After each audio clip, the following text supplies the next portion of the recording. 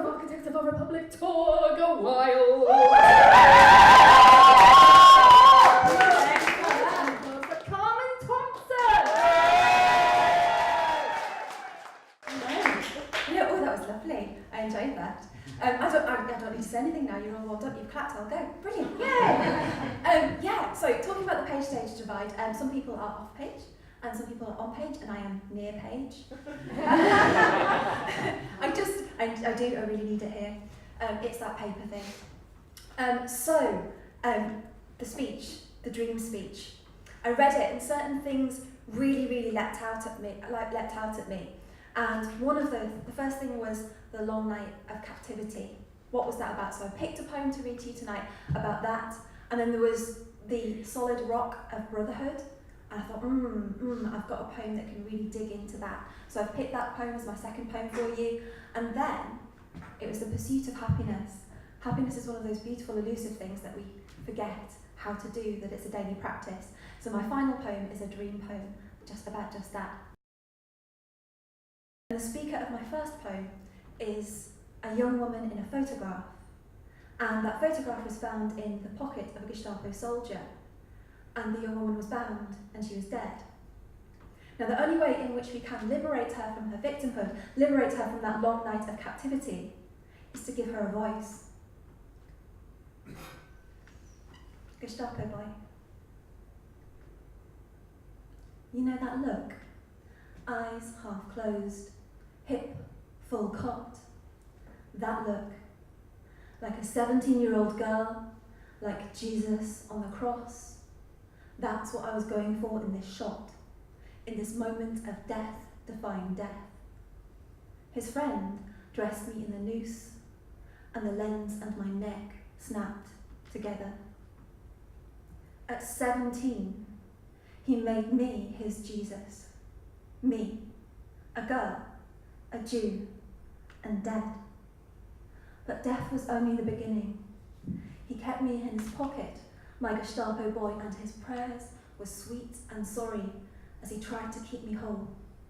My paper body was worth more to him than a whole bag of sugar. And when they took him, they kept me. I just keep coming back. It's that look, my trigger hip, my Achilles heel. There's something of the God in me, you see.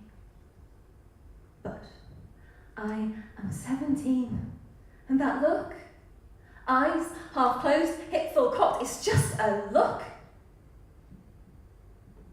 A new thumb now smooths over the cracks in my paper skin and makes me a goddess this time. Jesus, they set free, let him go, and I say no. Break something, a thigh or a rib, yes, a rib, and light will burst out clapping, light from walking along the beach from a party. Because I'm 17, and I wanted a body that presses into sand and is startled by light, clear enough to drink. But every time I try to disappear, gravity changes. Like a thumb pressed down.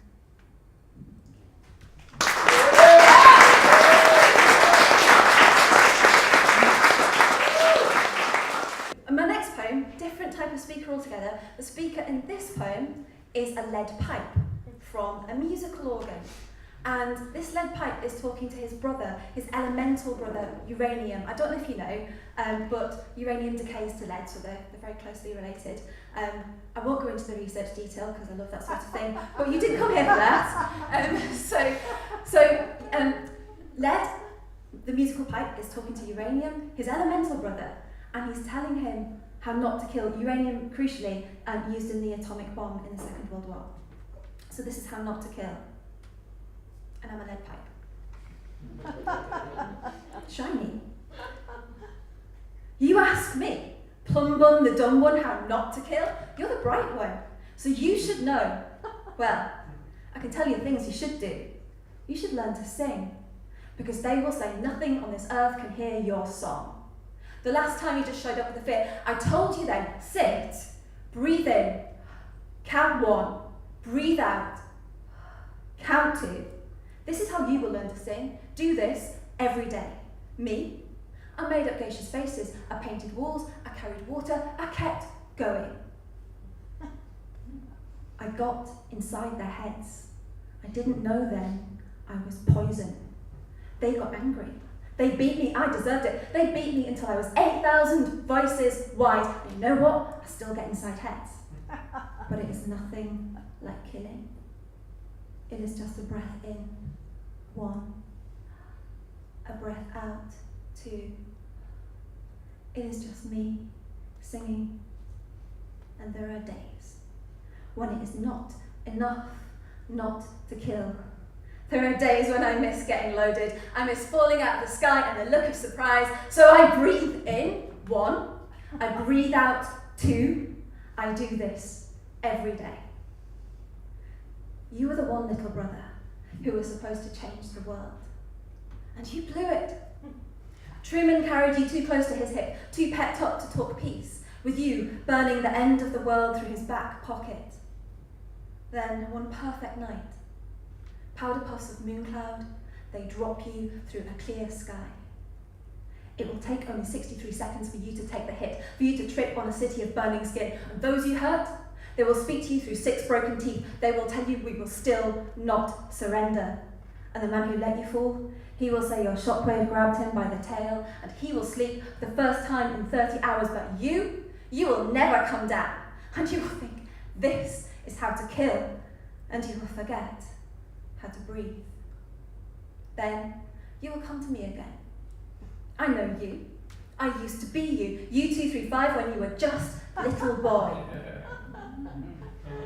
And I will find a way to get us out above the ocean. Clear sky, powder puff cloud. And you know what we'll do, little brother? We'll sing. We'll sing to the loneliest whale on the planet, the one with the song 52 Hertz wrong, because we're the only ones who can. It's us he's been singing to all this time. Do not fall out of the sky.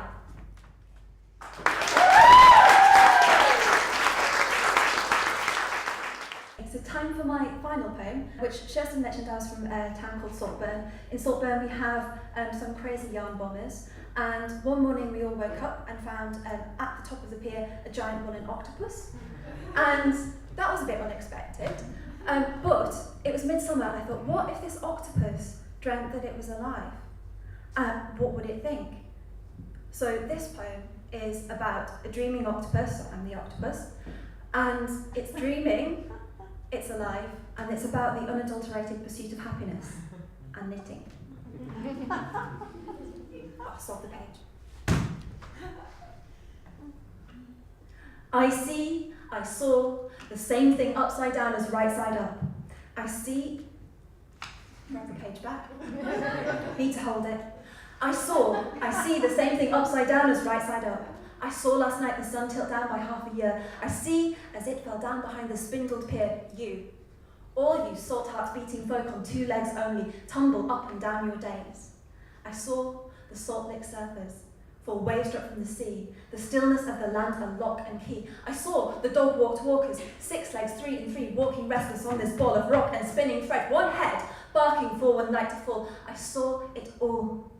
Your heads, your beds, your dreams.